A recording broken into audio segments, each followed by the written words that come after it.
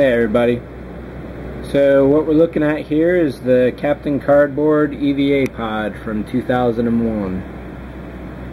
So I've had this kit for at least a year and a half, maybe 2 years now. It's definitely been a while. So one of the things that's held me up is I really wanted to do the interior exceptionally well. And basically it's not going to happen anytime soon. So I'm going to leave the interior outside of the kit and just build the model itself. In just about every scene of the movie, you can never see inside this porthole anyway, so I'm going to leave some grandiose plans for the interior for the next one, because I do eventually want to build 3 of these. So this one is going to be my practice model. This will be the pod that never left Discovery. I think their names were Abel, Betty, and Gertrude. I forget what this third one was, but this will be that one. And as you can see here, it's definitely a really great size. Let me put the camera on the tripod real quick. So it's definitely a handful.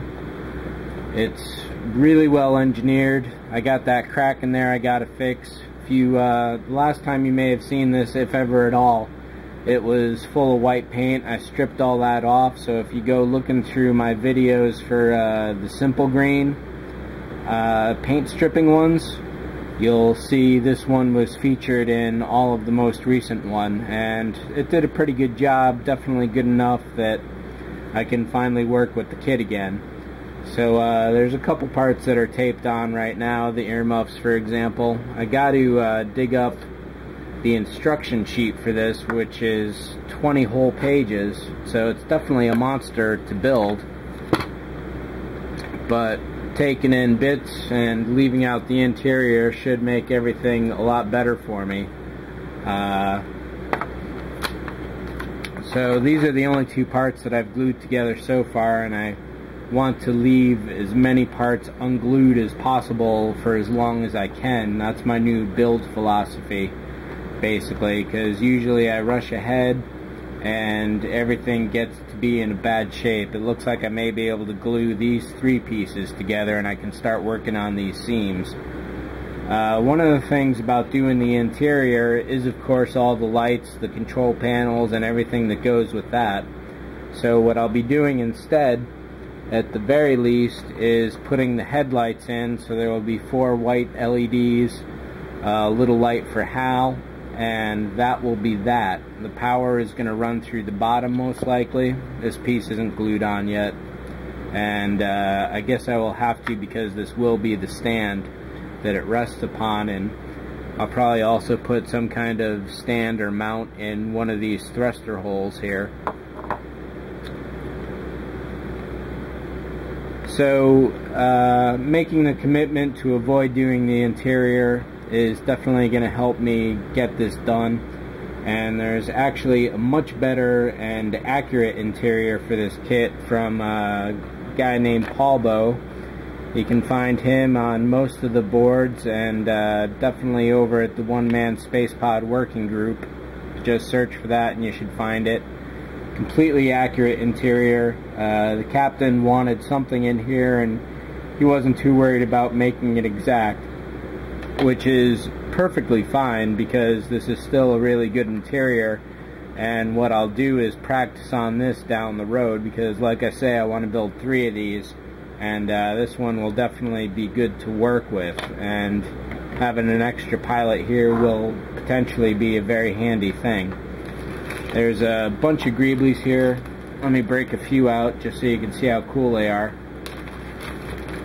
It's the arms mostly. These are made out of, I think it's white metal. Just pull out a few of the parts. Nice and heavy. Without that 20-page instruction book, I don't quite know how they go together. There's definitely some delicate pieces here, so I want to be careful about that.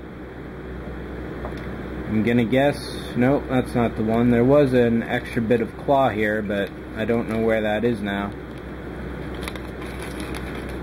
Well, regardless, there's some really good pieces. These definitely wouldn't have worked out if they were made out of resin, so the fact that Captain went and did these out of metal is a really great consideration and makes it well worth it in any regard, because the detail on these is really great. So these are going to go somewhere on here. Like I said, it's a 20-page instruction manual, so there's nothing easy about that bit. Let me, I like to put a little air in these bags so I can't accidentally crush the pieces, usually. So that makes everything a lot safer.